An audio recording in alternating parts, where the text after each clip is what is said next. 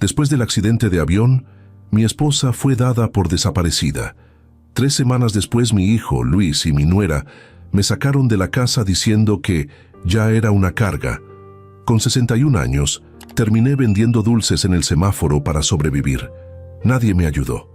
Hasta que ayer un coche negro frenó frente a mí, bajó el vidrio y escuché una voz que me paralizó. «Súbase, ya tengo todas las pruebas». Era ella, mi esposa, viva, con todo listo para voltear el mundo de Luis al revés. A veces la vida te coloca en situaciones que ni en tus peores pesadillas imaginarías. Yo, Ernesto Rivero Mendoza, exdirector general de Construcciones Rivero, uno de los consorcios inmobiliarios más respetados de Monterrey, vendiendo chicles y paletas bajo el sol implacable de julio, con 61 años, artritis en las manos que antes firmaban contratos millonarios, y una dignidad hecha jirones que intentaba recomponer cada mañana frente al espejo roto de mi habitación rentada. 3 meses. Solo habían pasado 3 meses desde que tenía una vida que muchos envidiarían. Una residencia en San Pedro Garza García, con vista a la Sierra Madre, colección de autos clásicos, membresías en los mejores clubes, respeto de la comunidad empresarial y, sobre todo, 35 años junto a Verónica, mi compañera, consejera y el verdadero cerebro detrás de muchas decisiones que me atribuían a mí. «Los dulces no se venderán solos, Don», me gritó Tito desde su puesto de periódicos, arrancándome de mis pensamientos. «A darle que es quincena». Ajusté mi gorra descolorida, tomé mi caja de madera repleta de golosinas y caminé hacia el semáforo de Gonzalitos y Constitución, mi territorio, mi oficina actual, mi caída. Todo se desmoronó con una llamada telefónica. Era un martes por la noche cuando el teléfono sonó con esa urgencia que anuncia malas noticias. «Señor Rivero, lamentamos informarle que el vuelo 2147 de Aeroméxico, con destino a Ciudad de México, ha reportado problemas severos y perdimos contacto con la aeronave cerca de la Sierra de Puebla. Verónica estaba en ese avión, viajando para visitar a su hermana enferma. Las siguientes horas fueron un torbellino de confusión, esperanza desesperada y finalmente devastación. El avión había tenido un accidente en una zona montañosa de difícil acceso. Había sobrevivientes, pero también desaparecidos. Verónica estaba entre estos últimos. Durante 2 semanas viví en un limbo emocional, días enteros en el centro de crisis que la aerolínea había instalado en un hotel. Noches sin dormir, revisando listas actualizadas de sobrevivientes. Llamadas constantes a funcionarios, a la Fuerza Aérea, a cualquiera que pudiera darme información. Mientras tanto, los equipos de rescate peinaban una zona escarpada donde el mal clima dificultaba la búsqueda.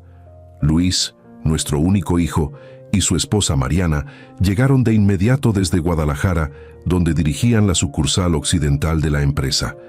Su apoyo inicial parecía genuino. Luis se encargó de coordinar con las autoridades mientras yo, destrozado emocionalmente, apenas podía funcionar. Mariana organizó la logística familiar, atendiendo las llamadas, manejando la comunicación con amistades y medios que comenzaban a interesarse en el caso de la prominente familia Rivero. A la 3ª semana, con las esperanzas de encontrar más sobrevivientes prácticamente extintas, las autoridades comenzaron a hablar de presunción de fallecimiento para los pasajeros no encontrados. Aunque nunca recuperaron el cuerpo de Verónica, la evidencia circunstancial era abrumadora. Estaba en la lista de pasajeros, había abordado según los registros, y nadie la había visto entre los sobrevivientes. Fue entonces cuando noté los primeros cambios sutiles en la actitud de Luis y Mariana. Conversaciones que se interrumpían cuando yo entraba a la habitación. Reuniones con el contador familiar a las que olvidaban invitarme. Documentos que me pedían firmar por simple formalidad mientras lidiaba con mi duelo. «Es por tu bien, papá», insistía Luis cuando cuestionaba vagamente estas situaciones. «No deberías preocuparte por asuntos de la empresa en estos momentos. Descansa, procesa tu dolor. Nosotros nos encargamos de todo». Mi error fue confiar ciegamente. Después de todo, era mi hijo, mi sangre, el hombre que había educado con valores de honestidad y familia, y yo estaba emocionalmente exhausto, incapaz de concentrarme en detalles financieros o legales, cuando todo lo que ocupaba mi mente era la ausencia de Verónica. El primer golpe real vino un mes después del accidente. Regresé de una visita al lugar del siniestro, donde habían realizado una ceremonia conmemorativa para las familias, para encontrar mis pertenencias personales empacadas en el vestíbulo de mi propia casa. Papá, Mariana y yo hemos estado conversando, comenzó Luis con ese tono condescendiente que había desarrollado recientemente. Creemos que no es saludable que sigas en esta casa tan grande, con tantos recuerdos. Además, siendo prácticos, el mantenimiento es costoso y la empresa está pasando por un periodo de reestructuración. ¿Reestructuración?, pregunté, la neblina del duelo comenzando a disiparse ante esta nueva amenaza. ¿De qué hablas? Construcciones Rivero estaba en su mejor momento financiero antes del accidente. Las cosas cambian rápidamente en el mercado inmobiliario, intervino Mariana, con esa sonrisa tensa que nunca alcanzaba sus ojos. Además, legalmente, con la presunción de fallecimiento de Verónica, hay aspectos sucesorios que debemos manejar proactivamente. Pero si apenas ha pasado un mes, protesté. Legalmente, una declaración de presunción de muerte requiere años, no semanas. Por eso hemos acelerado ciertos procesos, explicó Luis, evitando mi mirada. Firmaste los poderes notariales la semana pasada, ¿recuerdas? Eso nos permite gestionar estos asuntos eficientemente. El documento que había firmado apenas leyendo, confiando en que mi propio hijo no me engañaría. Una punzada de angustia me atravesó mientras comenzaba a entender la magnitud de mi ingenuidad. Esta sigue siendo mi casa, dije, intentando mantener la calma. Mi nombre está en las escrituras. Yo fundé la empresa que pagó por ella. En realidad, intervino Mariana extrayendo un documento de su carpeta, la propiedad está a nombre de Construcciones Rivero, como parte de los activos corporativos. Y según los poderes que firmaste, temporalmente la administración de esos activos corresponde a la dirección actual, es decir, a Luis. Es por tu bien, insistió mi hijo, colocando una mano en mi hombro que se sentía como plomo. Ya tienes 61 años, papá. Este dolor te ha afectado profundamente. No estás en condiciones de manejar el estrés de la empresa ni de mantener esta casa. Hemos encontrado un lugar perfecto para ti, un departamento acogedor cerca del parque, donde podrás descansar y procesar tu duelo adecuadamente.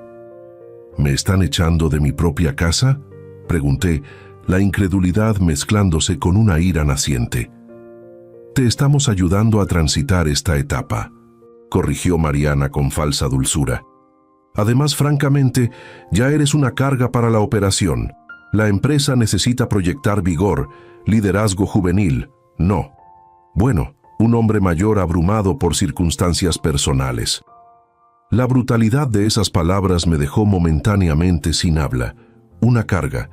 Yo que había construido el imperio que ahora disfrutaban, que había pagado las universidades privadas, los viajes internacionales, las conexiones que ahora utilizaban contra mí. El transporte llegará en 1 hora, continuó Luis, consultando su reloj como si estuviéramos discutiendo una simple cita y no el despojo de toda mi vida. Hemos contratado ayuda para trasladar tus cosas personales. El resto de los bienes serán catalogados y almacenados apropiadamente. Esa tarde, en un estado de shock y confusión, me vi transportado a un pequeño departamento en una zona modesta de la ciudad. No era el lugar acogedor cerca del parque que habían prometido, sino un espacio básico, funcional pero desprovisto de cualquier calidez u comodidad. Mis pertenencias personales, ropa, algunos libros, fotografías, llegaron en cajas genéricas. Los muebles eran básicos, claramente económicos, nada comparado con lo que había dejado atrás. Te llamaré mañana para ver cómo te has instalado, dijo Luis mecánicamente antes de marcharse con el transportista. No hubo abrazo, no hubo palabra de consuelo, solo esa eficiencia fría con que se maneja una transacción comercial incómoda pero necesaria. Los días siguientes fueron una pesadilla burocrática. Descubrí que mis tarjetas de crédito habían sido canceladas. Mi cuenta personal principal mostraba transferencias masivas hacia cuentas corporativas que no reconocía. Mi teléfono dejó de funcionar por falta de pago. Cuando intenté contactar a la empresa, la recepcionista, que yo mismo había contratado años atrás, me informó que el señor Luis está en reuniones todo el día y que la señora Mariana sugiere que programe una cita para la próxima semana. Una semana después, cuando finalmente logré una reunión con ellos en las oficinas que una vez dirigí, la situación quedó dolorosamente clara. Bajo el pretexto de protegerme durante mi duelo, habían efectivamente tomado control de todos mis activos personales y empresariales. Los poderes notariales que ingenuamente había firmado eran mucho más extensivos de lo que me habían explicado. «Es temporal, papá», insistió Luis cuando exigí explicaciones. «Hasta que estés emocionalmente estable». El psicólogo que consultamos fue muy claro. «Personas en tu situación no deberían tomar decisiones financieras importantes». «¿Qué psicólogo?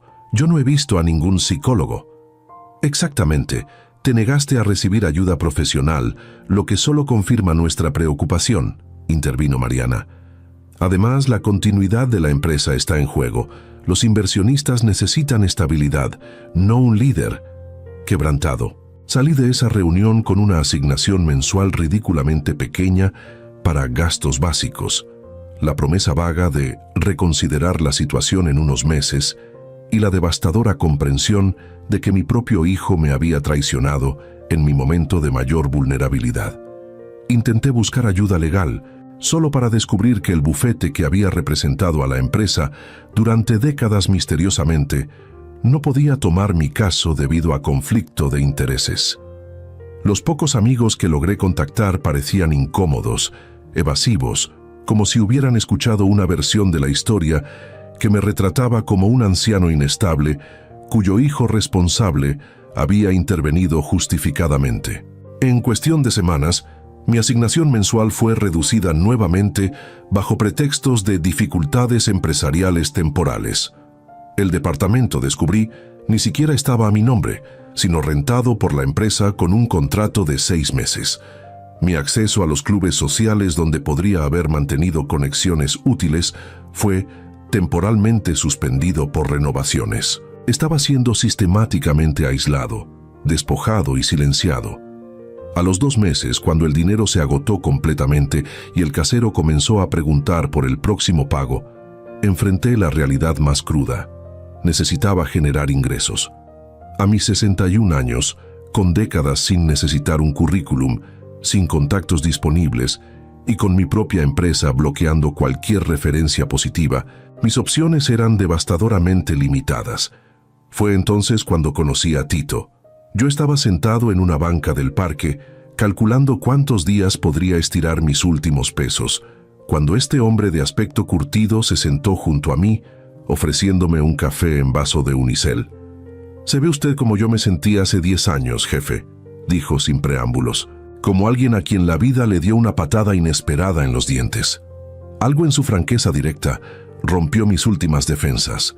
Le conté mi historia, esperando incredulidad, pero encontrando en cambio un entendimiento nacido de experiencias similares. Tito había sido contador en una firma respetable, hasta que un problema de salud lo dejó sin trabajo y eventualmente sin hogar.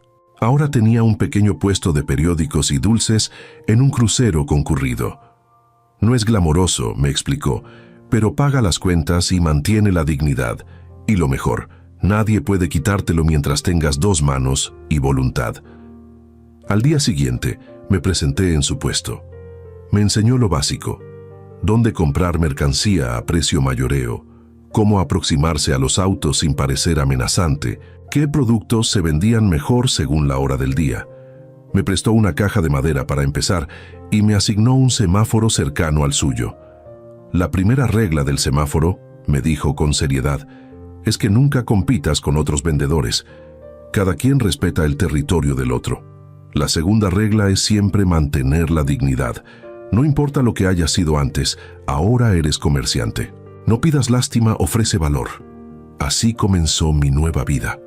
levantándome a las 5 de la mañana para comprar mercancía en La Pulga, llegando al crucero antes del tráfico matutino, pasando 8 o 10 horas bajo el sol o la lluvia ocasional, aprendiendo a leer los rostros tras los parabrisas para saber quién podría ser un cliente potencial.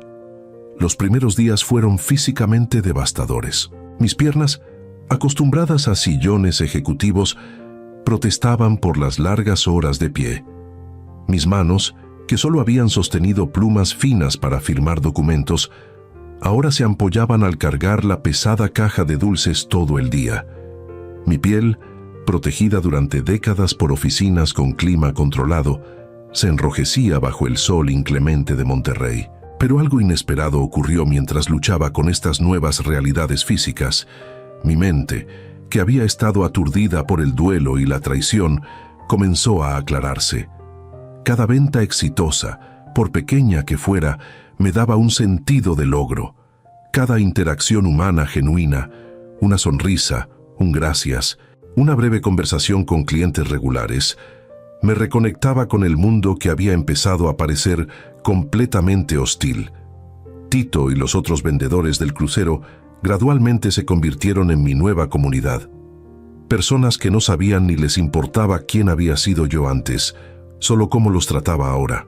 Compartíamos comidas, nos cuidábamos los puestos mutuamente durante breves descansos, nos alertábamos sobre inspectores municipales que ocasionalmente acosaban a vendedores sin permisos oficiales. A medida que mis ingresos se estabilizaron, modestos pero suficientes para el pequeño cuarto que ahora rentaba cerca del mercado, comencé a pensar más claramente sobre mi situación. La nebulosa de shock inicial había pasado, que ahora podía analizar con mente estratégica lo que había ocurrido. Luis y Mariana habían ejecutado un plan cuidadosamente orquestado para tomar control de la empresa y mis bienes personales. Habían aprovechado mi vulnerabilidad emocional tras la desaparición de Verónica para manipularme y aislarme. La pregunta era, ¿por qué con tanta urgencia? Construcciones Rivero era financieramente sólida. Eventualmente Luis habría heredado todo de manera natural. ¿Por qué arriesgar tanto legal y moralmente para acelerar algo inevitable? La respuesta debía estar en los documentos que me habían hecho firmar durante esas semanas brumosas de duelo. Documentos que yo, confiando ciegamente en mi hijo, apenas había leído. Necesitaba obtener copias, entender exactamente qué habían hecho. Pero ¿cómo? No tenía acceso a las oficinas, ni contacto con empleados leales, ni recursos para contratar investigadores o abogados. Comencé a guardar cada peso posible de mis magras ganancias. Reducí mis gastos al mínimo absoluto. Un colchón en el suelo, comida básica, ropa de segunda mano. Cada centavo ahorrado era un paso hacia recuperar al menos el conocimiento de lo que me habían hecho, incluso si recuperar lo perdido parecía imposible. 3 meses después del accidente, cuando ya me había adaptado a mi nueva rutina en el semáforo, vi a Luis por primera vez. Estaba atrapado en el tráfico en su Audi último modelo, hablando animadamente por teléfono, completamente ajeno a mi presencia a pocos metros. Instintivamente me giré, ocultando mi rostro, no por vergüenza, sino por instinto de autopreservación. No estaba listo para esa confrontación, no hasta entender completamente el panorama legal que enfrentaba. Esa noche apenas dormí, atormentado por imágenes de mi hijo disfrutando los frutos de mi trabajo mientras yo contaba monedas para la renta. La indignación amenazaba con consumirme, pero Tito, con su sabiduría callejera, me había advertido contra ese peligro. La rabia te comerá vivo si la dejas, me había dicho semanas atrás. Te he visto antes, hombres caídos de posiciones altas, y los que se ahogan en amargura nunca se levantan. Usa ese fuego para mantenerte caliente, no para quemarte a ti mismo. Intenté seguir su consejo, canalizando mi indignación hacia acción constructiva. Aumenté mis horas de trabajo, diversifiqué mi mercancía para incluir productos de mayor margen, comencé a construir relaciones con clientes regulares. Mi fondo de investigación legal crecía lentamente, pero constantemente. 4 meses después del accidente, tuve mi primer avance. Una de mis clientas regulares, doña Carmela, Resultó ser secretaria jubilada del bufete de abogados que manejaba los asuntos de Construcciones Rivero. Cuando finalmente le conté una versión simplificada de mi historia, su indignación fue inmediata. «Conozco a esos abogados, don Ernesto», me dijo. «Son buitres en trajes caros. Si lo que me cuenta es cierto, debe haber registros. Déjeme hacer algunas llamadas a viejas amistades que aún trabajan allí». Una semana después, me entregó discretamente un sobre Manila durante nuestra transacción habitual de dulces. «No puedo garantizar que esté todo», susurró. Pero mi amiga logró obtener copias de algunos documentos con su nombre. «Tenga cuidado con lo que hace con esta información». Esa noche, en la privacidad de mi habitación, revisé los documentos con manos temblorosas. Lo que encontré confirmó mis peores sospechas y reveló motivos que no había imaginado. Los poderes que había firmado no eran simples documentos administrativos temporales, sino una transferencia completa de control sobre todos mis activos personales y empresariales. Pero lo verdaderamente revelador estaba en otros documentos que nunca había visto. Acuerdos preliminares para vender Construcciones Rivero a un conglomerado extranjero por una fracción de su valor real, con comisiones millonarias para Luis como facilitador. Préstamos enormes utilizando activos de la empresa como garantía, fondos que habían desaparecido en empresas fantasma claramente vinculadas a Mariana. No era solo codicia oportunista, era un esquema elaborado y posiblemente ilegal que requería mi incapacitación completa para ejecutarse sin obstáculos. Un esquema que solo funcionaría si yo estaba fuera del camino, sin recursos, sin credibilidad, sin voz. La magnitud del engaño me dejó aturdido. No era simplemente un hijo aprovechándose de un padre vulnerable. Era una conspiración calculada para saquear una empresa familiar con décadas de historia. Y para que funcionara completamente, necesitaban la certeza legal de que Verónica nunca reaparecería para cuestionar lo que estaba ocurriendo. Esa realización me heló la sangre. ¿Hasta dónde llegarían para garantizar que su plan no enfrentara obstáculos? ¿Qué sabían realmente sobre el accidente aéreo y la desaparición de Verónica? Con estos pensamientos perturbadores, pasé los siguientes días en un estado de hipervigilancia. Comencé a notar detalles inquietantes. El mismo auto oscuro, estacionado ocasionalmente cerca de mi puesto. Desconocidos que me fotografiaban disimuladamente. La sensación persistente de estar siendo observado. Compartí mis preocupaciones con Tito, quien las tomó con sorprendente seriedad. «No eres el primer hombre poderoso caído que conozco», me dijo, «y créeme, si lo que sospechas es cierto, no vacilarán en eliminarte permanentemente si te conviertes en una amenaza real». Comenzamos a implementar precauciones básicas. Cambié mi horario regularmente, varié mis rutas hacia y desde el semáforo, guardé los documentos en un escondite seguro fuera de mi habitación. Tito me presentó a Santiago, un ex policía que ahora vendía aguas frescas en un crucero cercano, quien me ofreció consejos adicionales sobre seguridad personal. «Necesita evidencia sólida y protección legal antes de hacer cualquier movimiento», me advirtió Santiago. «Con el poder que tienen ahora, cualquier acusación sin respaldo contundente solo aceleraría lo peor». Pero ¿cómo obtener evidencia adicional o protección legal sin recursos? Mi pequeño fondo de ahorros, aunque crecía constante, era ridículamente insuficiente para enfrentar el equipo legal que Luis seguramente había asegurado. La respuesta llegó de la forma más inesperada posible, exactamente 6 meses después del accidente aéreo. Era un jueves particularmente caluroso. El tráfico estaba pesado debido a un accidente más adelante en la avenida, lo que significaba semáforos más largos y mejores oportunidades de venta. Estaba ofreciendo chicles a un auto cuando noté un Mercedes-Benz negro con cristales polarizados detenerse precisamente frente a mí. Mi primer instinto fue alarma. Finalmente Luis había decidido resolver el problema que yo representaba, pero me mantuve firme, ofreciendo mi mercancía con la dignidad que Tito me había enseñado a preservar. La ventana trasera descendió lentamente. No podía ver claramente al ocupante debido al ángulo y la penumbra interior. Entonces escuché una voz que me paralizó instantáneamente, Una voz que había creído nunca volvería a escuchar, excepto en mis sueños. «Súbase, ya tengo todas las pruebas», dijo la voz, urgente, pero inconfundible. «Rápido, Ernesto, no tenemos mucho tiempo». Mi caja de dulces cayó al pavimento. Las piernas que habían soportado meses de trabajo agotador, de repente apenas podían sostenerme. Era imposible, era milagroso, era ella. «Verónica», susurré, incapaz de creer lo que veían mis ojos, cuando finalmente pude ver dentro del vehículo.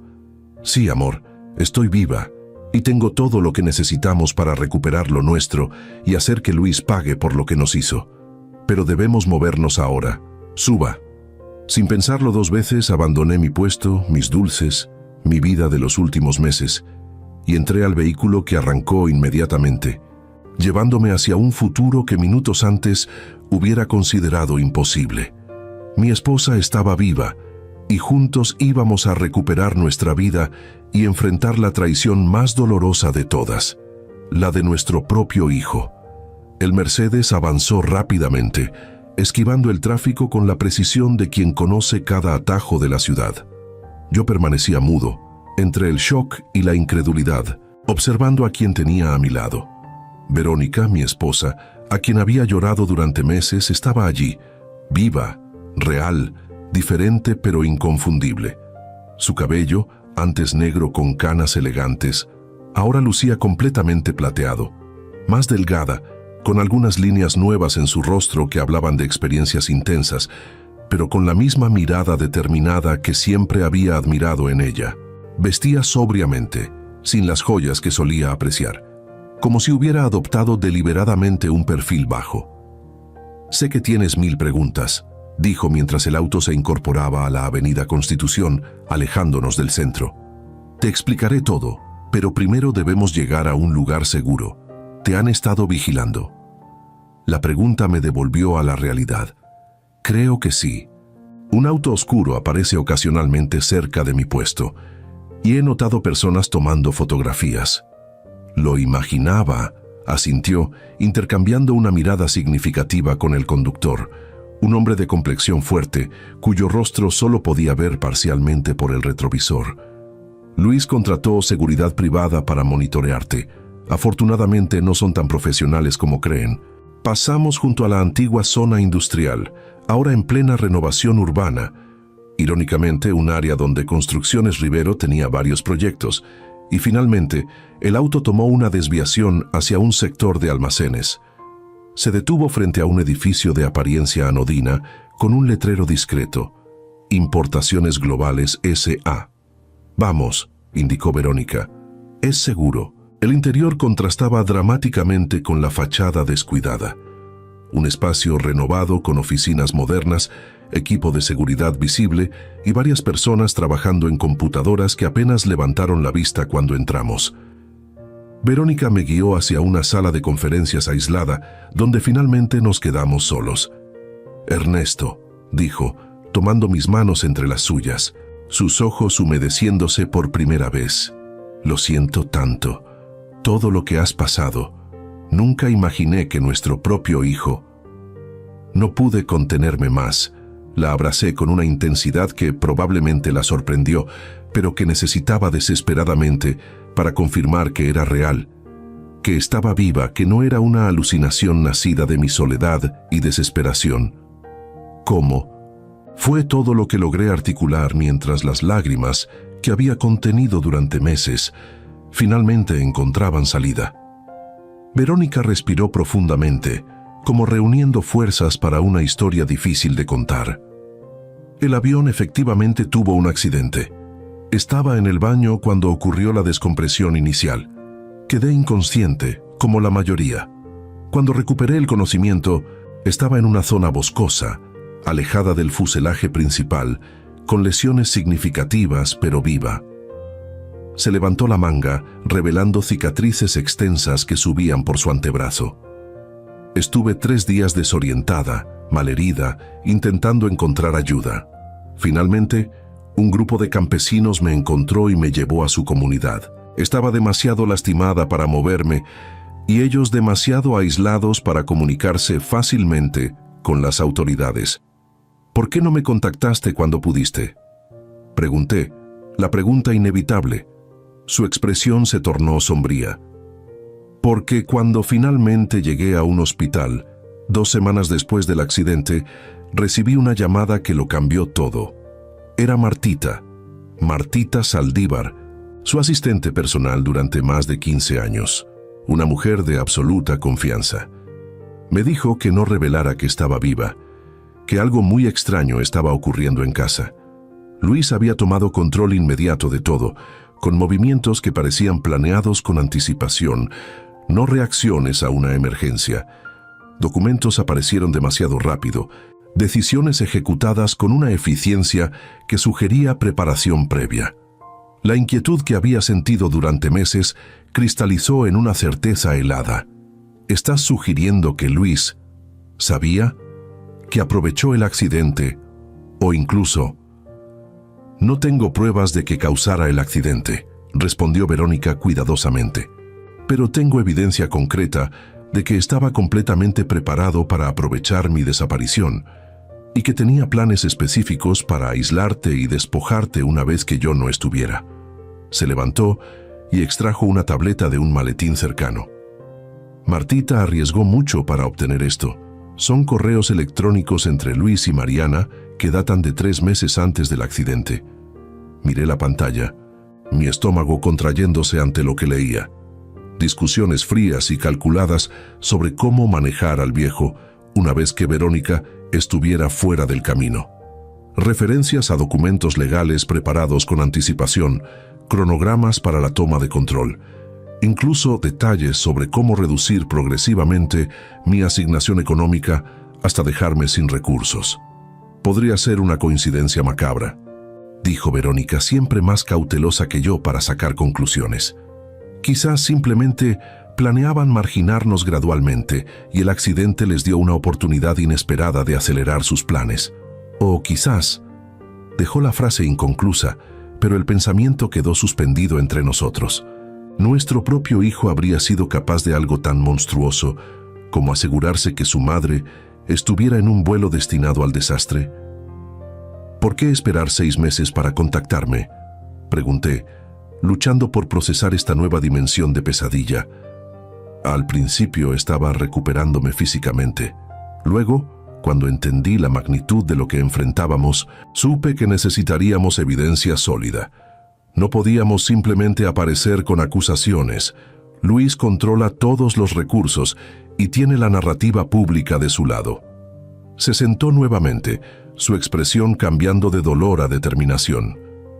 Necesitábamos 3 cosas: evidencia irrefutable de sus acciones ilegales, un equipo legal dispuesto a enfrentarse a los abogados que ha contratado y seguridad financiera independiente para sostenernos durante la batalla que viene. ¿Tenemos eso?, pregunté, la esperanza mezclándose con escepticismo práctico. Casi. Sonrió por primera vez, esa sonrisa que siempre había iluminado mis días más oscuros. ¿Recuerdas a Rafael Montemayor? ¿Tu primo en Panamá, el banquero? Exacto. Cuando establecimos Construcciones Rivero, insistí en crear cuentas de contingencia offshore que solo nosotros conocíamos. Luis nunca supo de ellas. Rafael las ha mantenido protegidas y operativas. No es la fortuna que teníamos, pero es suficiente para vivir cómodamente y financiar una batalla legal seria. Esta revelación me dejó momentáneamente sin palabras. Verónica siempre había sido la estratega familiar, la que veía potenciales problemas antes que se materializaran. Mientras yo construía relaciones públicas y cerraba tratos, ella silenciosamente establecía protecciones y planes de contingencia. En cuanto al equipo legal, continuó, Rafael me conectó con un bufete internacional dispuesto a tomar el caso, abogados fuera del círculo de influencia de Luis en Monterrey, y la evidencia. Bueno, hemos estado recolectándola metódicamente durante meses.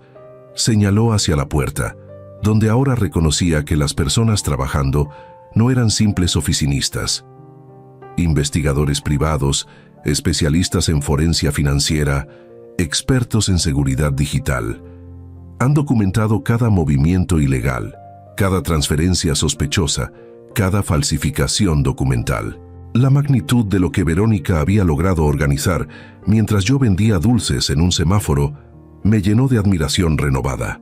Siempre fuiste la verdadera fuerza detrás de nuestro éxito, ¿verdad? Somos un equipo, corrigió, apretando mi mano. Siempre lo fuimos. Tu visión y carisma, mi planificación y cautela. Por eso funcionó tan bien durante décadas. Y por eso Luis necesitaba a ambos fuera del camino para ejecutar su plan. Un golpe suave en la puerta interrumpió nuestra conversación. El hombre que había conducido el Mercedes entró discretamente.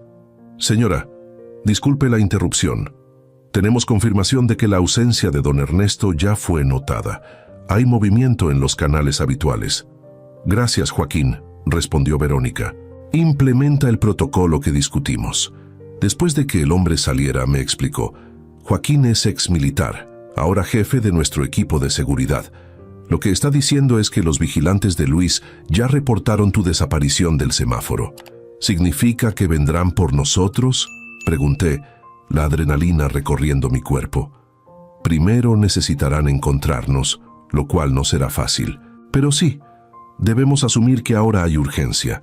Nuestra ventana de tiempo se ha reducido. Se levantó con esa energía decidida que siempre emergía cuando enfrentaba desafíos. Es hora de movernos a la siguiente fase. ¿Estás listo? ¿Para recuperar nuestra vida y enfrentar a quien nos traicionó? Completamente. Su expresión se tornó más seria. Ernesto, necesito que entiendas algo importante. No podemos simplemente recuperar la vida que teníamos. Esa vida ya no existe. Lo que haremos es construir justicia y un nuevo comienzo. La realidad de sus palabras me golpeó con fuerza. Tenía razón, como siempre. Incluso si lográbamos recuperar nuestros bienes materiales y posición legal, la traición fundamental de Luis había destruido irreparablemente la familia que creíamos tener. Nada volvería a ser como antes. ¿Qué sigue entonces?, pregunté, aceptando esta verdad dolorosa pero liberadora. Primero, necesitamos trasladarnos. Este lugar ya no es seguro si han notado tu desaparición. Luego, mañana temprano, presentaremos simultáneamente una denuncia formal con toda la evidencia recopilada, un recurso legal para congelar los activos de la empresa y mi reaparición oficial que invalidará automáticamente cualquier presunción de muerte que hayan utilizado. ¿Y Luis?, pregunté, la pregunta inevitable que pesaba en mi corazón. Verónica me miró directamente, sus ojos reflejando el mismo dolor que yo sentía, pero también una resolución inquebrantable. Luis enfrentará las consecuencias legales de sus acciones. Es nuestro hijo, Ernesto, y siempre lo amaremos. Pero lo que ha hecho es imperdonable y legalmente punible. No podemos protegerlo de las consecuencias de sus propias elecciones. Asentí, sintiendo el peso y la claridad de esa decisión. Era la única posible, por dolorosa que fuera. Una última cosa antes de irnos, añadió Verónica. Hay algo que no te he dicho aún, algo que descubrimos recientemente y que podría explicar, aunque no justificar algunas de las acciones de Luis. Mi corazón se aceleró, preparándome para una nueva revelación potencialmente devastadora. ¿Qué es? Construcciones. Rivero está virtualmente en quiebra, Ernesto, no por tu gestión o la mía, sino por decisiones desastrosas que Luis ha estado tomando durante los últimos 3 años, mucho antes del accidente. Inversiones especulativas, propiedades sobrevaloradas, préstamos con términos abusivos. Pero los reportes financieros, falsificados sistemáticamente. Mariana, con su experiencia contable, ayudó a crear una fachada de prosperidad mientras la empresa se desangraba internamente. Estamos hablando de fraude corporativo a gran escala. Esta revelación añadía una nueva capa de complejidad a nuestra situación. No era simplemente codicia oportunista. Era desesperación por ocultar años de mala gestión y posibles actividades ilícitas. ¿Por qué no lo notamos?, pregunté, sintiéndome repentinamente culpable por no haber detectado lo que ocurría bajo nuestras propias narices. Porque confiamos, Ernesto, porque creímos en nuestro hijo y porque gradualmente nos fuimos retirando de la operación diaria, dándole el espacio que pensábamos merecía como siguiente generación. Su voz se quebró ligeramente. Nuestro error fue confundir delegar con abandonar la supervisión. Un nuevo golpe en la puerta interrumpió nuevamente.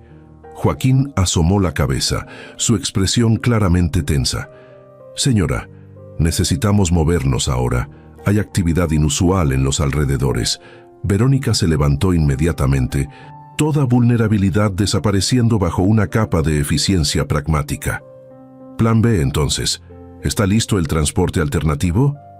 Esperando en la salida posterior, se volvió hacia mí, extendiendo su mano. «Es hora, Ernesto.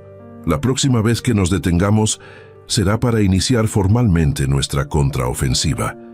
Tomé su mano, sintiendo una determinación renovada fluir a través de mi cuerpo cansado. 6 meses atrás había perdido todo. Mi esposa, mi empresa, mi hogar, mi dignidad, a manos de quien menos esperaba. Ahora, con Verónica milagrosamente de regreso a mi lado, estaba listo para recuperar no lo que habíamos tenido, sino lo que merecíamos: justicia. Mientras seguíamos a Joaquín por un pasillo hacia la salida trasera, Verónica apretó mi mano y susurró: «¿Sabes qué pensé cuando te vi vendiendo dulces en ese semáforo?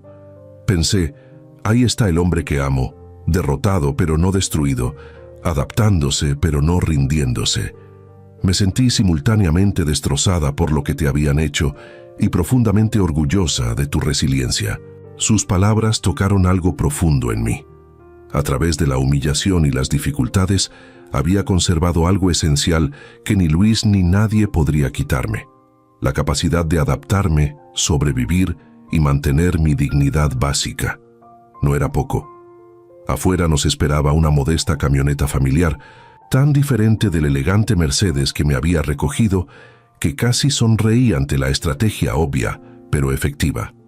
Mientras subíamos al vehículo que nos llevaría hacia el próximo capítulo de nuestra historia, miré por última vez el edificio que había servido como base de operaciones para la resistencia silenciosa de Verónica. «¿Lista para la batalla?», pregunté, encontrando en mí una energía que no había sentido en meses. «Juntos», respondió simplemente, entrelazando sus dedos con los míos mientras la camioneta se incorporaba al tráfico anónimo de Monterrey, llevándonos hacia un enfrentamiento inevitable con el hijo que había intentado destruirnos. La camioneta avanzaba por calles secundarias, evitando avenidas principales y cámaras de vigilancia. El atardecer de Monterrey pintaba el cielo de tonos anaranjados mientras Joaquín, nuestro conductor y jefe de seguridad, mantenía un ojo atento en el espejo retrovisor. «¿A dónde vamos exactamente?», pregunté a Verónica, quien consultaba frecuentemente su teléfono, aparentemente monitoreando actualizaciones de su equipo.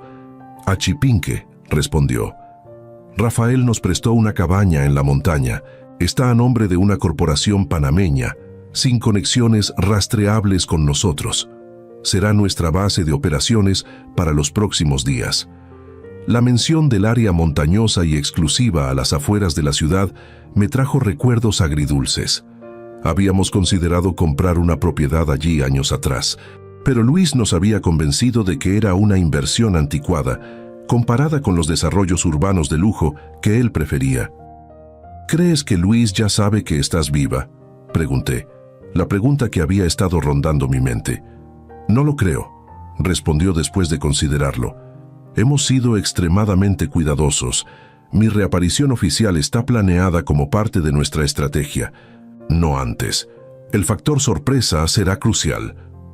Joaquín intervino desde el asiento del conductor. Los informantes en el hospital donde estuvo la señora fueron generosamente compensados por su discreción. El médico tratante es primo de Rafael, comprometido con el secreto profesional. Y en cuanto a los campesinos que la rescataron inicialmente, bueno, digamos que su comunidad ahora tiene una escuela y un centro de salud nuevos. Esta información me reveló otra dimensión de la meticulosa planificación de Verónica durante estos meses. Mientras yo luchaba por sobrevivir día a día, ella había estado tejiendo una red de protección, alianzas y recursos estratégicos. La camioneta comenzó el ascenso por la sinuosa carretera hacia Chipinque. A medida que ganábamos altura, la vista panorámica de Monterrey se desplegaba bajo nosotros.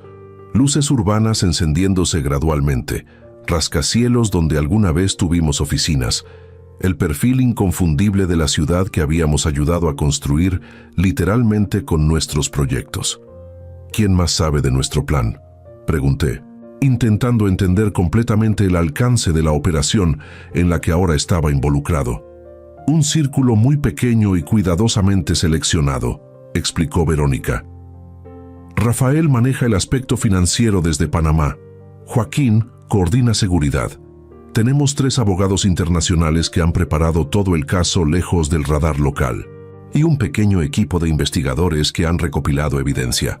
Nadie más. ¿Martita? Fue crucial al inicio, pero acordamos mantenerla al margen de los detalles operativos para protegerla. Sigue trabajando para Luis, proporcionándonos información ocasionalmente, pero sin conocer nuestra ubicación o planes específicos. La cabeza me daba vueltas, intentando asimilar la complejidad de lo que Verónica había organizado. Todo esto debe haber costado una fortuna, comenté. Las cuentas de contingencia que establecimos, confirmó. Siempre fui conservadora con nuestras finanzas, ¿recuerdas? Mientras tú y Luis expandían agresivamente, yo siempre insistía en mantener reservas sustanciales. Esa precaución ahora está financiando nuestra contraofensiva. Casi sonreí ante la ironía. Luis siempre había criticado lo que llamaba la mentalidad excesivamente cautelosa de su madre en los negocios.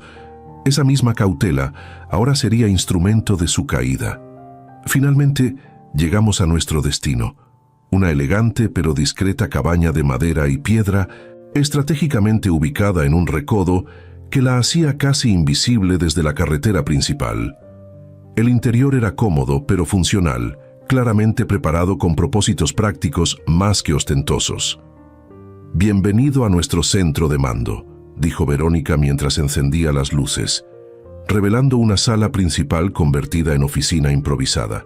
Computadoras, impresoras, archivadores y una gran mesa central cubierta de documentos organizados meticulosamente. «Impresionante», murmuré, observando el nivel de preparación. «Descansa un poco», sugirió, señalando hacia una habitación lateral. «Mañana será un día intenso. Necesito revisar los últimos informes con Joaquín y hacer algunas llamadas finales». Aunque la adrenalina aún corría por mis venas, el agotamiento físico y emocional de las últimas horas, de los últimos meses realmente, comenzaba a pasarme factura. Me retiré a la habitación, encontrando ropa nueva, de mi talla exacta, cuidadosamente dispuesta sobre la cama. Otro detalle que mostraba la minuciosidad de Verónica. Después de una ducha que pareció lavar no solo el polvo del semáforo, sino también parte de la humillación acumulada, regresé a la sala principal. Verónica y Joaquín estaban inclinados sobre un ordenador, revisando lo que parecían ser planos de un edificio.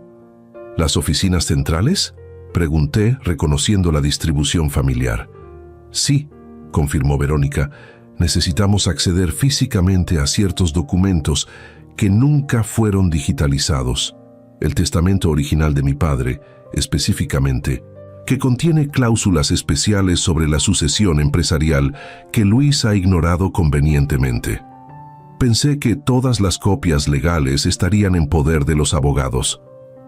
Las copias certificadas sí, pero el original con las anotaciones manuscritas de papá siempre estuvo en la caja fuerte del despacho principal. Esas anotaciones son cruciales porque establecen condiciones éticas específicas para la sucesión, cláusulas que Luis claramente ha violado. Joaquín intervino. Tenemos un plan para acceder discretamente. Uno de los guardias nocturnos es primo de un miembro de nuestro equipo. Nos proporcionará acceso temporal mañana a las 3:00 am, durante el cambio de turno cuando la vigilancia es mínima. Es arriesgado, comenté. Calculadamente arriesgado, corrigió Verónica. Cada movimiento que hemos planeado balancea necesidad estratégica contra exposición potencial. Mientras cenábamos comida sencilla pero reconfortante, los primeros alimentos realmente satisfactorios que probaba en meses. Verónica me puso al día sobre los detalles del plan para el día siguiente. A las 9:00 am, nuestros abogados presentarán simultáneamente 3 acciones legales. Una solicitud de congelamiento de activos corporativos basada en evidencia de malversación, una denuncia penal por fraude contra Luis y Mariana, y mi reaparición oficial que invalidará automáticamente cualquier proceso basado en mi presunta muerte. ¿Estaremos presentes para esto? Tú no, respondió con firmeza. Tu aparición pública debe ser estratégicamente posterior. Primero necesitamos establecer mi estatus legal, implementar las protecciones judiciales, y solo entonces presentarte como segunda víctima del esquema. ¿Por qué esa secuencia específica? Porque Luis ha trabajado metódicamente para destruir tu credibilidad, explicó. Te ha retratado como un hombre mayor afectado por el trauma, posiblemente con capacidades disminuidas. Si apareces primero, podrían desestimar tus acusaciones como delirios de un anciano resentido. La brutal honestidad de su análisis me dolió, pero reconocía su precisión estratégica. Durante estos meses, mientras vendía dulces en el semáforo, Luis efectivamente había construido una narrativa pública donde yo era presentado como un padre en lamentable declive mental, necesitado de protección contra mis propias decisiones. Una vez que las acciones legales estén en marcha, continuó Verónica, tendremos aproximadamente 48 horas críticas. Luis intentará contraatacar con todos los recursos a su disposición: abogados, contactos políticos, incluso posiblemente tácticas menos éticas. ¿Estamos preparados para eso? Lo mejor posible, asintió. Hemos anticipado varios escenarios de respuesta y preparado contingencias para cada uno. La clave será mantener la iniciativa y no permitir que recuperen equilibrio. Mientras la noche avanzaba, revisamos documentos, cronogramas y protocolos. La magnitud de la operación me asombraba cada vez más. Era como prepararse para una campaña militar, con logística, inteligencia y contramedidas cuidadosamente planificadas. Cerca de la medianoche, finalmente nos retiramos a descansar. En la intimidad de nuestra habitación, Verónica se permitió mostrar la vulnerabilidad que había mantenido contenida durante toda la tarde. «Tengo miedo, Ernesto», confesó mientras nos abrazábamos en la oscuridad. No por nosotros, sino por Luis. ¿Por cómo terminará esto para él? Lo sé, respondí, sintiendo el mismo nudo doloroso en el estómago. Es nuestro hijo a pesar de todo. Lo criamos, lo amamos, vimos sus primeros pasos, sus logros escolares, sus sueños. ¿Dónde nos equivocamos?, preguntó. La pregunta eterna de todo padre, enfrentando la dolorosa desviación de un hijo. No estoy seguro de que fuera algo que hicimos mal, reflexioné después de un largo silencio. Quizás fueron sus propias elecciones, las influencias que permitió en su vida, ambiciones que crecieron distorsionadas. Mariana tuvo un papel significativo, murmuró Verónica. La evidencia sugiere que muchas de las estrategias más agresivas se originaron con ella. Puede ser, pero Luis es un adulto que tomó sus propias decisiones. No podemos absolver su responsabilidad atribuyéndolo todo a influencias externas. Verónica suspiró profundamente. Lo que más me duele es pensar en cómo será su vida después de esto. Las consecuencias legales, la vergüenza pública, el colapso de todo lo que creyó estar construyendo. Me sorprendió su compasión, incluso ahora, hacia quien había intentado destruirnos.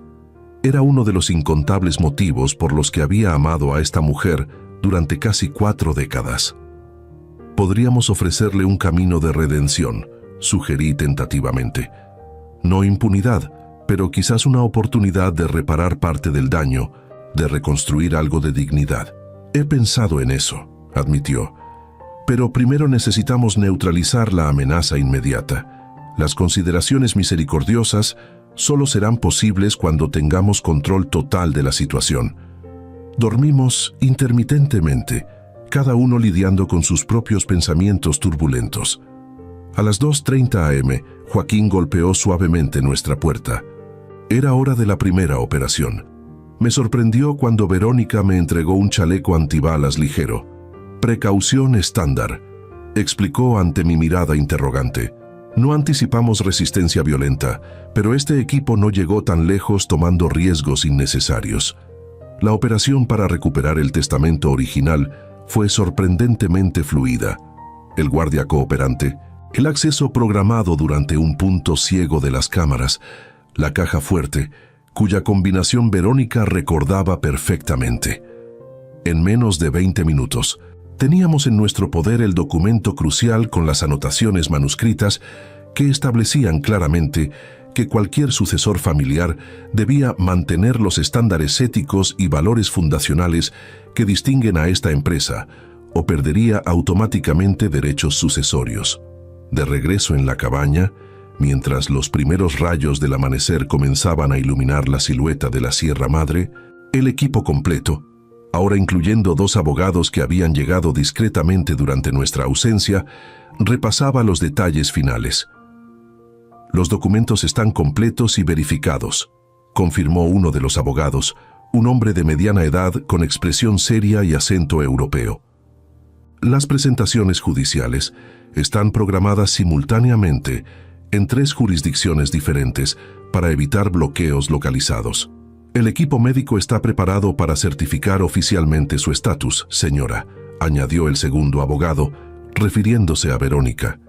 «Tenemos declaraciones juradas de los profesionales que la trataron, documentación forense de su presencia en el área del accidente y análisis biométricos que confirman su identidad más allá de cualquier duda razonable». Verónica asintió, revisando una última vez los documentos dispuestos frente a ella. «¿Y la prensa?» «Controlada estratégicamente», respondió Joaquín. «Un periodista de investigación respetado y sin conexiones con Luis ha recibido información parcial, suficiente para generar interés, pero no para revelar nuestra estrategia completa. Publicará su reportaje inicial exactamente 30 minutos después de nuestras presentaciones judiciales». Todo estaba meticulosamente coordinado, cada elemento diseñado para crear un efecto dominó que dejaría a Luis sin tiempo de reacción efectiva. Era el tipo de planificación que siempre había distinguido a Verónica en los negocios: minuciosa, multidimensional, considerando contingencias que otros ni siquiera imaginarían. A las 7:30 am, Verónica se preparaba para salir. Vestiría formalmente por primera vez desde su desaparición, un traje sobrio pero elegante que enfatizaba su posición como ejecutiva respetada. «Estaré de regreso cerca del mediodía», me explicó mientras Joaquín preparaba el vehículo. «Para entonces, las presentaciones judiciales estarán en marcha. Los medios comenzarán a reportar mi reaparición. Y Luis estará recibiendo las primeras notificaciones oficiales. ¿Y mi papel? Por ahora, seguir aquí, seguro y preparado. Tu momento llegará precisamente cuando Luis intente desacreditar mi testimonio, apelando a su versión de los hechos. Será entonces cuando tu aparición, con evidencia documentada de cómo te trató, entregará el golpe definitivo». La abracé fuertemente antes de su partida, sintiendo una mezcla de orgullo y ansiedad. «Ten cuidado. Luis podría reaccionar impredeciblemente cuando comprenda lo que está ocurriendo. Estaré rodeada de seguridad en todo momento», me tranquilizó. «Además, el factor sorpresa jugará a nuestro favor. Para cuando procese completamente lo que está sucediendo, los mecanismos legales ya estarán en movimiento». Mientras observaba la camioneta descender por el camino montañoso, me invadió una sensación extraña. Después de meses de impotencia absoluta, de vender dulces para sobrevivir mientras mi hijo disfrutaba los frutos de mi trabajo, finalmente estaba participando en la recuperación activa de justicia. No era venganza lo que buscábamos, me recordé. Era restauración de la verdad, consecuencias apropiadas para acciones inaceptables, protección del legado que habíamos construido honorablemente durante décadas. Las siguientes horas fueron una tortura de espera tensa. Uno de los abogados permanecía conmigo, monitoreando comunicaciones encriptadas que reportaban el progreso de las diferentes fases del plan. 9:00 am, presentaciones judiciales iniciadas simultáneamente. 9:35 am, primer reportaje periodístico publicado. 10:15 am, comunicado oficial de las autoridades confirmando la investigación de las acusaciones presentadas.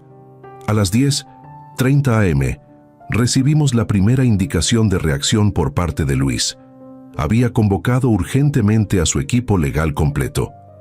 Para las 11:00 am, los primeros rumores de mi esposa milagrosamente encontrada comenzaban a circular en medios locales. Y entonces, a las 11:45 am, ocurrió algo inesperado.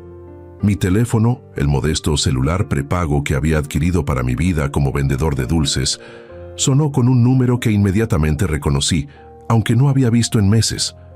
Luis estaba llamándome directamente. El abogado presente inmediatamente se puso alerta. No estaba en el plan que respondiera comunicaciones directas en esta etapa, advirtió. Lo sé, respondí, observando el teléfono que continuaba sonando insistentemente. Pero quizás deberíamos reconsiderar. Esta llamada significa que ya sospecha mi conexión con lo que está ocurriendo. Podría ser una oportunidad para evaluar cuánto sabe realmente.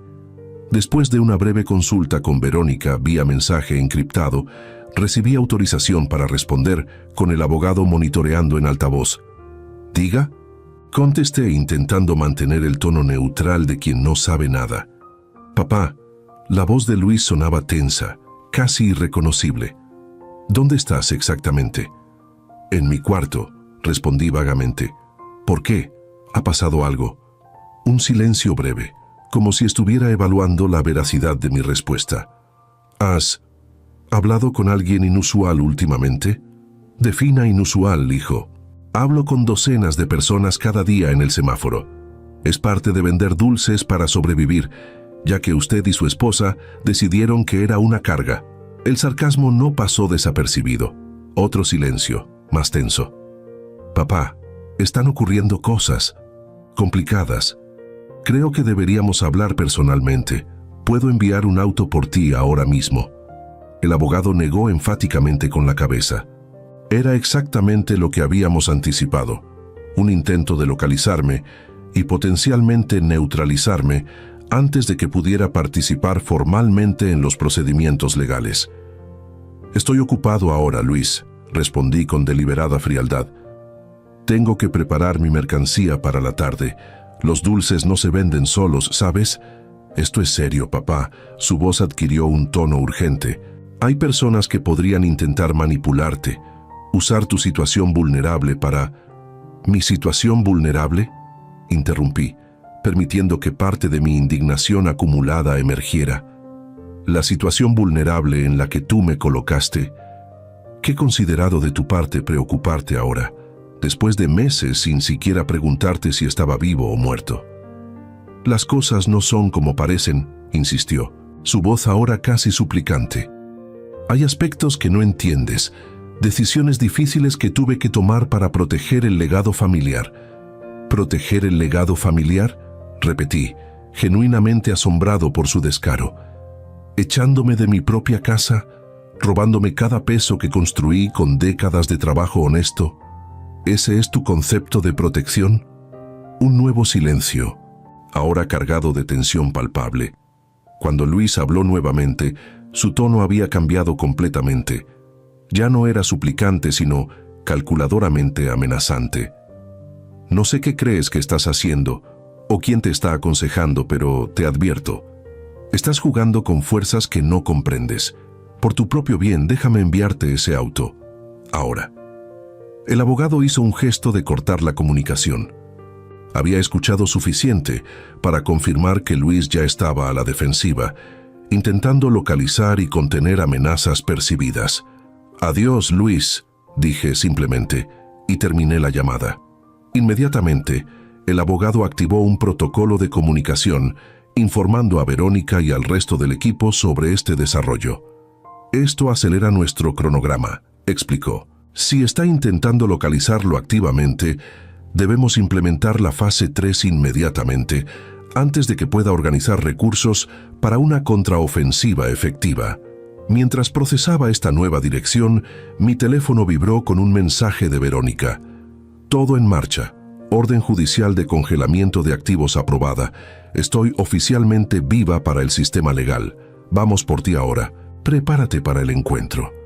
El momento que habíamos planeado cuidadosamente estaba llegando más rápido de lo previsto. Pronto enfrentaría directamente a mi hijo, no como el anciano vulnerable que él había convertido en vendedor de dulces, sino como parte de una estrategia legal meticulosamente orquestada para exponer su traición y recuperar lo que nos había arrebatado injustamente.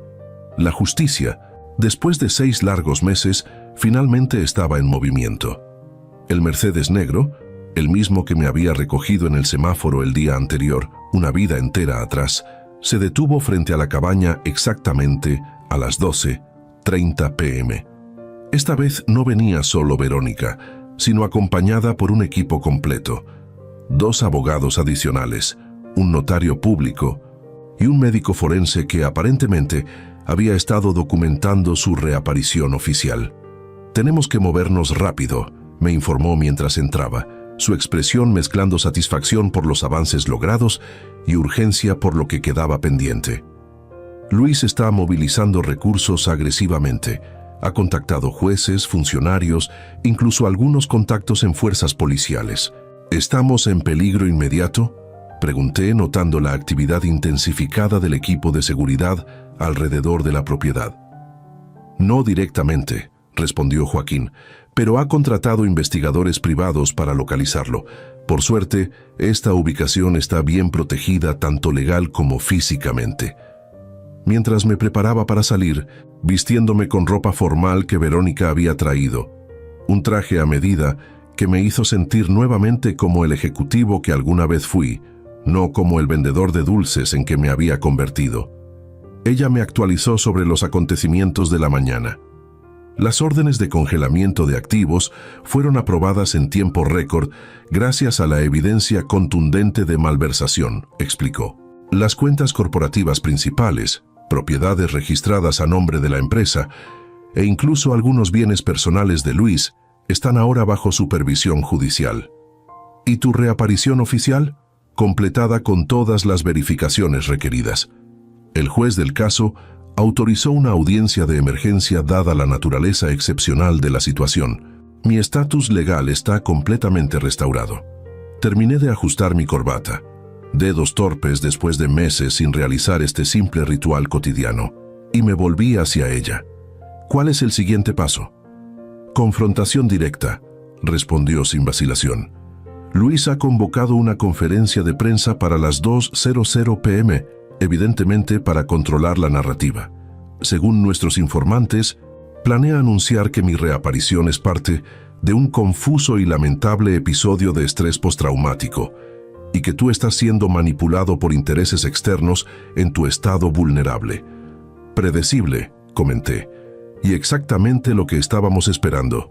Sonrió Verónica con esa expresión que siempre había reservado para momentos en que una estrategia se desarrollaba según lo planeado. Porque estaremos allí, en su propia conferencia, con toda la evidencia y respaldo legal necesario.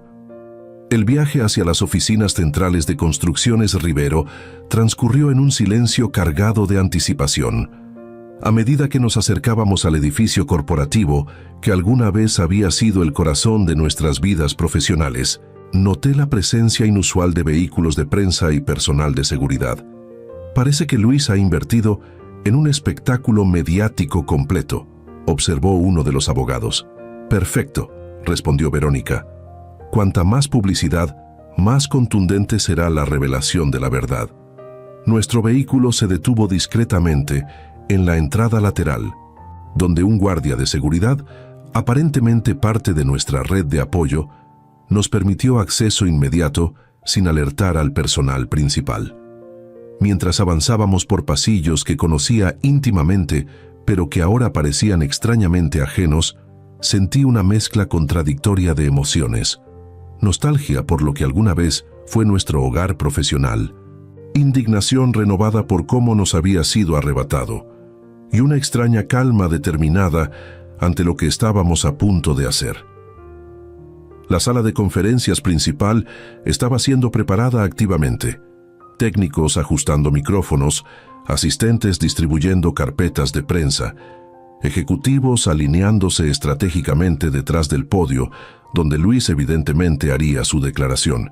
Nadie notó nuestra entrada discreta por una puerta lateral normalmente reservada para personal de servicio, posicionándonos en un área parcialmente oculta, pero con acceso directo al escenario.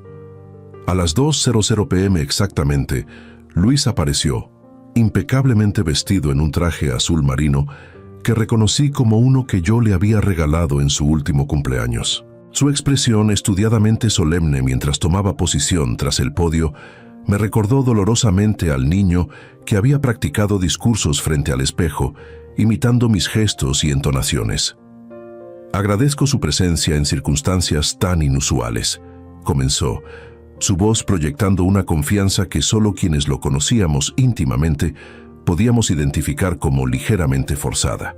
Como algunos de ustedes habrán escuchado a través de reportes preliminares, mi madre, Verónica Mondragón de Rivero, ha sido encontrada con vida 6 meses después del trágico accidente aéreo que la presumió fallecida.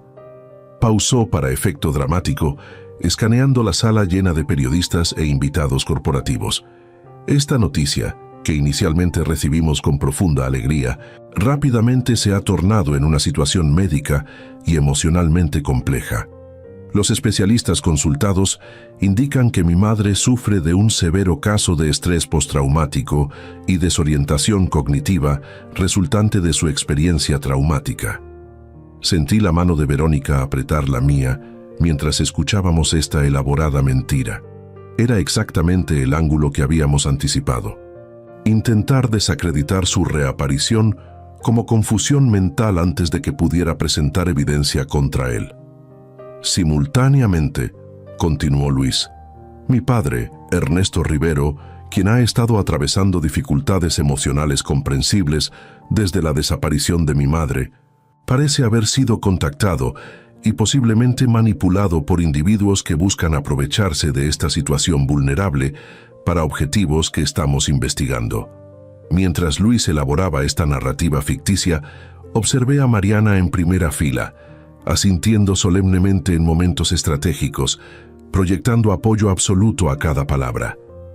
También noté algo revelador, sudor visible en la frente de Luis, un tic nervioso en su ojo izquierdo que siempre había aparecido cuando mentía desde niño. Por lo tanto, continuaba, llegando al punto crucial de su mensaje orquestado, como director ejecutivo de Construcciones Rivero y responsable del bienestar de mis padres durante este período excepcional, he implementado medidas de protección tanto corporativas como familiares. Cualquier acción legal o financiera aparentemente iniciada a nombre de mis padres debe ser entendida en el contexto de su vulnerable condición psicológica actual y...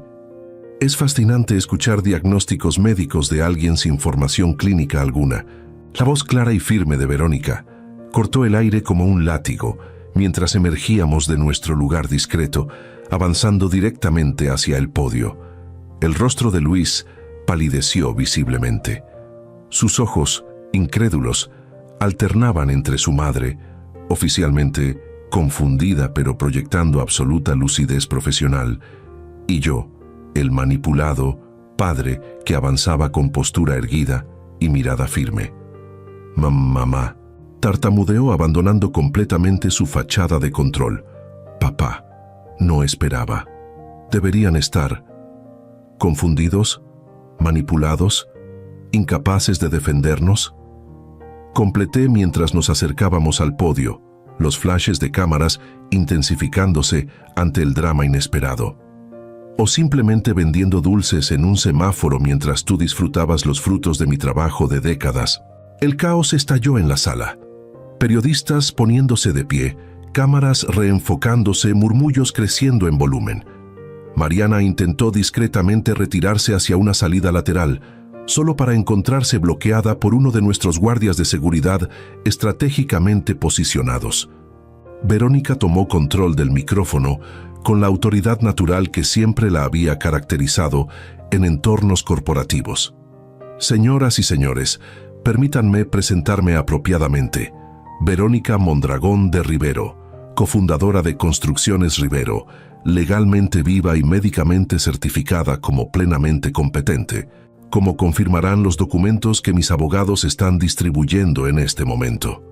Mientras hablaba, El equipo legal implementaba la fase final de nuestro plan, distribuyendo carpetas con evidencia documentada de cada acusación, copias certificadas de evaluaciones médicas confirmando la plena capacidad de Verónica, fotografías de mi situación como vendedor ambulante y, lo más devastador, pruebas de las transferencias financieras irregulares ejecutadas por Luis y Mariana. Luis intentó recuperar control de la situación, acercándose nuevamente al micrófono.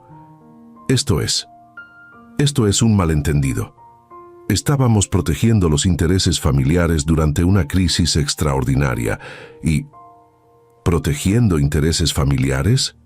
Intervine, mi voz más firme de lo que había estado en meses. ¿Forzando a tu padre de 61 años a vender dulces en un semáforo? ¿Vaciando cuentas bancarias personales? ¿Falsificando documentos para transferir propiedades? El silencio que siguió fue elocuente. Los periodistas, captando la magnitud de la historia que se desarrollaba frente a ellos, documentaban frenéticamente cada palabra, cada reacción.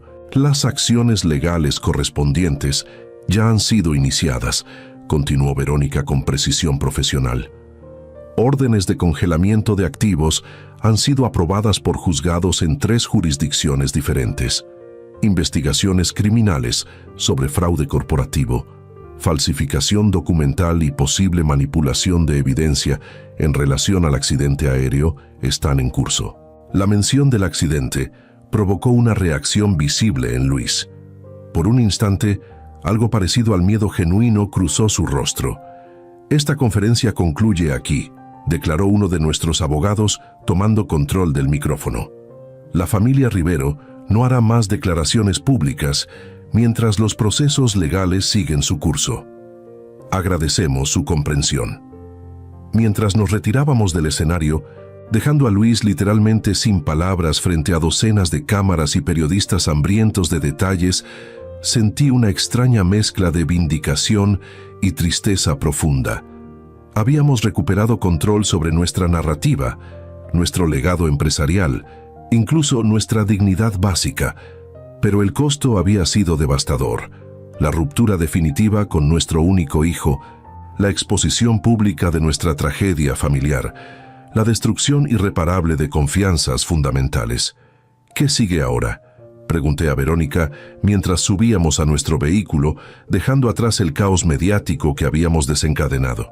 Justicia legal, restauración corporativa y eventualmente, quizás, sanación personal, respondió entrelazando sus dedos con los míos. Aunque ese último elemento será probablemente el más difícil y largo de todos. Mientras el auto se alejaba de las oficinas centrales de Construcciones Rivero, miré por última vez el edificio que había sido símbolo de nuestro éxito y ahora representaba nuestra batalla más dolorosa. La vida había dado un giro completo, del éxito a la humillación, de la desesperanza a la reivindicación, de vender dulces en un semáforo a reclamar justicia con recursos y determinación. ¿Sabes qué pensé cuando te vi en ese semáforo por primera vez después de meses?, preguntó Verónica suavemente. ¿Qué? Pensé, ese hombre que alguna vez lo tuvo todo y lo perdió, pero que sigue de pie con dignidad, vendiendo dulces en lugar de rendirse.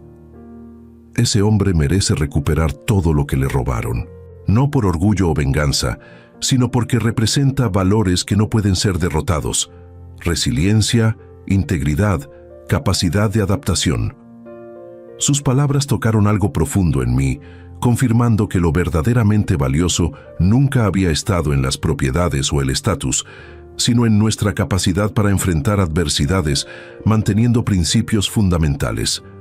Y lo recuperaremos, añadí, mirando hacia el horizonte de Monterrey mientras avanzábamos. No exactamente lo mismo que teníamos antes, pero algo nuevo construido sobre la verdad, no sobre engaños. Vendía dulces en el semáforo tras perder a mi esposa, despojado de todo por mi propio hijo. Pero el destino tenía planes inesperados. Cuando escuché esa voz familiar desde el Mercedes negro diciéndome, «Súbase, ya tengo todas las pruebas», supe que incluso en los momentos más oscuros, la vida puede dar giros sorprendentes hacia la luz. La justicia toma caminos misteriosos, pero finalmente encuentra su destino.